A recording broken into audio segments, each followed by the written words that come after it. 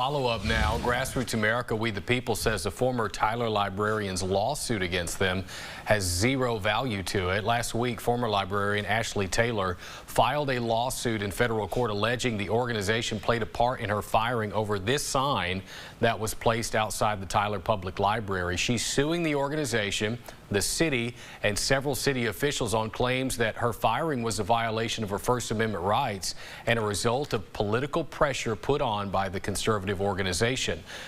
Let me read you what they had to say. The organization said in part, "These claims are completely frivolous. The whole debacle is a function of the mayor and city council's refusal to place the requested policy change on their agenda for public discussion and a vote. Their failure to act has instigated this problem. We are confident that this baseless lawsuit will be dismissed."